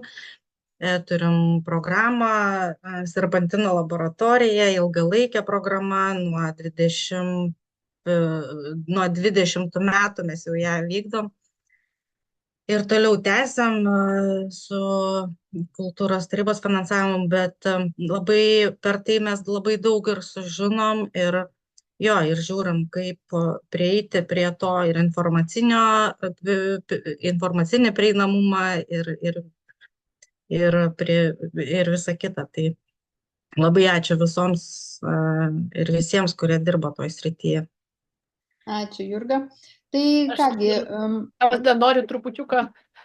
Poreikis yra milžiniškas. Vat kai mes išleidom tą Kasiūlai, kiek mes gaunam užklausimų. Ir aišku, kai sužino kokia kaina, o ten tų vaikų nedaug ir ten neturi jie pinigų, tai mes nesam ten kosminės kainos, bet elementarios kainos, kurią, vat, kaip tu sakai, žinai, kaip pasakyti, mūsų profesija, už kurią turime gauti užmokestį, negali susimokėti, labai daug įvairių centrų klausia mūsų. Tai gerai atsiranda, vat, pavyzdžiui, Šiauliuose Rotary klubas Harmonija nupirko Ringuvos mokyklai 2 mūsų spektaklius. Tai va, tikrai, kad atsirastų daugiau tokių individualių rėmėjų, kas, aišku, mes labai džiaugiuosi laimėjom kultūros tarybos tą meną žmogaus geroviai programos finansavimą, bet mes turim tik tai keletą taškų, į kuriuos galim nuvežti. O norėtųsi tikrai daugiau kažkur nuvežti, kur žmonės neturi, tie vaikai, nieks neatvažiuoja ir netgi neatvažiuoja už pinigus paprasti animatoriai į gimimo dieną pas tokius vaikus. Nes visuomenė bijo turbūt, galvoja, kaip čia reiks daryti, kaip čia ką ir nevažiuoja. Tai vat yra labai didelis poreikis. Taip, tai iš tikrųjų aš irgi prisijungsiu prie Inesos to pasiūlymo, kad surinkti bent jau mūsų asitežo narių tokį sąvadą, kaip sakyt, tų spektaklių, kur vėlgi aš, kaip sakyt, matau, kad vieni yra pagal tematiką aktualūs įtraukumo ta prasme, ar ne, kiti yra pagal savo formą, sakykime, ar ne, ir pagal tai, kad jie skirti yra, sakykime, žiūrovams pagal tam tikrus poreikius. Tai manyčiau, kad tokį tikrai sąvadą verta padaryti yra ir dalintis tikrai, kad įvairiuose renginiuose ir švietimo, taip iš tikrųjų sąsajų su švietimo sistema mums reiktų pastiprinti ir džiaugiamės, kad turime ir seminarą mokytojams, iškart paanonsuosiu lapkričio mėnesį, kur būtent jau daugiau praktinių tokių pasiūlymų turime, bet norim ir, kaip sakyti, arčiau bendradarbiauti, tampriau ir tuo pačiu, naudodamasi progą, jau Violeta užsiminė, noriu visus pakviesti mūsų kitas labai didelis ir svarbus renginys, tai gegužės 13-18 dieną, 8-asis tarptautinis asitežo festivalis vaikams ir jaunimui jėga, vyks Panevėžy ir Panevėžio rajone, tikrai labai didelė, plati ir įvairi programa, tiek Lietuvos teatrų virš 20 ir 6 šalis, spektakliai iš 6 užsienio šalių, iš Ukrainos, iš Estijos, iš Italijos, iš Norvegijos ir net iš Meksikos. Tai tikrai visus kviečiame skleisti tą žinią ir susitikti gegužės mėnesį Panevėžyje.